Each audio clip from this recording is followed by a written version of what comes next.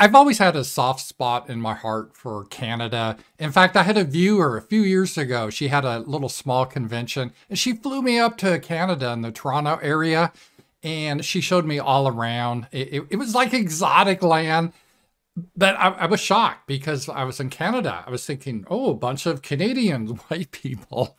And I was in Toronto and it's like, no, that's not what it really looks like anymore.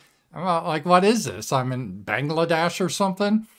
And she told me this was the issue they were facing in Canada. She's a great patriot. I think she still watch. Hi, she knows who she is. And she showed me around. She said, hey, you want a bear claw? And I'm like, a bear claw? Boy, they kill bears and you eat their claws here? This is weird. It was a pastry. I know, I felt so stupid.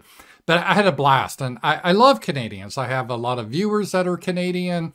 And they're an exotic people. And, you know, they say, I used to watch the Red Green show when I lived in Michigan. And I started to love hockey and their whole little accent.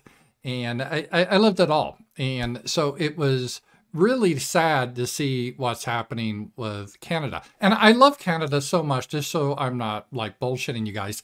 I have 2 flags up in my room, not in this studio. I don't have the American flag up. I have the Southern flag up that I can't show you. I don't want to show you on YouTube. Don't want to get in trouble. But I also have, look at this, the old Canada flag. That was the old Canadian flag. So, you know, I do have a soft spot in my heart for Canada. And then I saw this today. It was like, oh my God.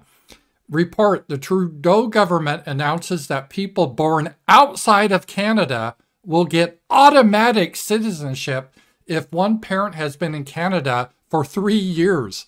So all you have to do is have one of your clan be in Canada for 3 years, and then everyone that you're related to, if they're parents, right? So if your parents in Canada for 3 years and you have your brood, let's say back in India, they all automatically get citizenship.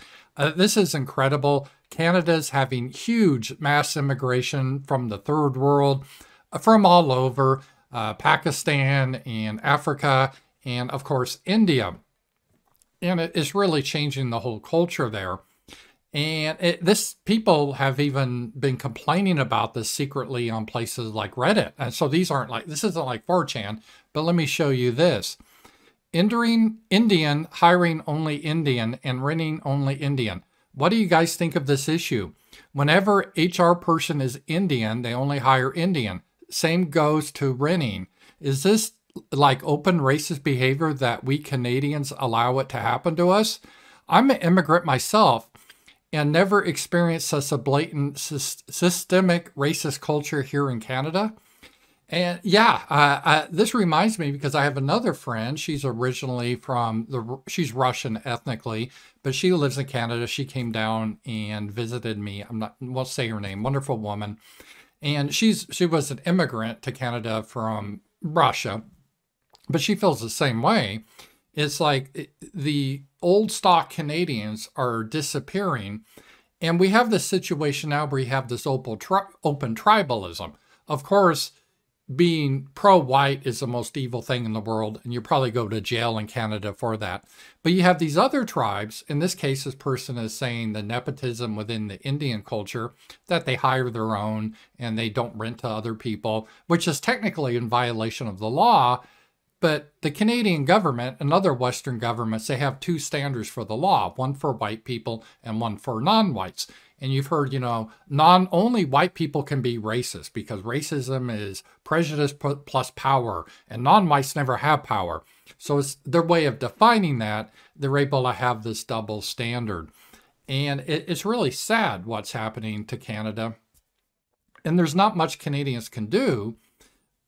First of all, the first thing a government does when it wants to prevent a uprising is they take the guns.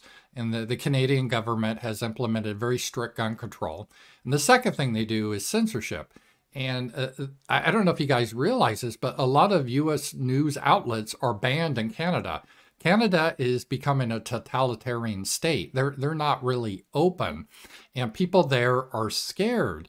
So how did we get to this point in Canada? This is happening in a lot of Western nations. But it started with brainwashing in schools, right? Canada was always a nice country. They never had slavery. They didn't have colonialism. Just really nice people. It's like 50 years ago, it was like 97% white and some Indians. And now it's just radically changed. But in school, they were taught they were evil because of the race. So the kids were taught that. Then they see this in the media, the brainwashing in the media. And then when this was all changing in Canada and the mass immigration, a lot of the people, they had their eyes closed for a long time because they just didn't want to address the issue. And now like half the country is non-white.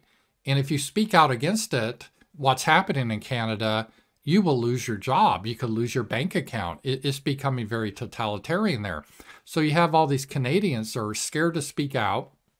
Remember they had that trucker protest about COVID, and the Canadian government went hard after those truckers confiscated their bank accounts. So people are now scared in Canada. It's not a free country.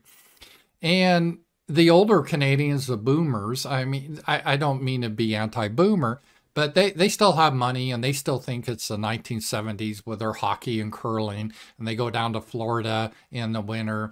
So they're able to insulate themselves from it to a degree. That seems common in the West. But the millennials and Zoomers, they're the ones that are really in a hopeless situation now.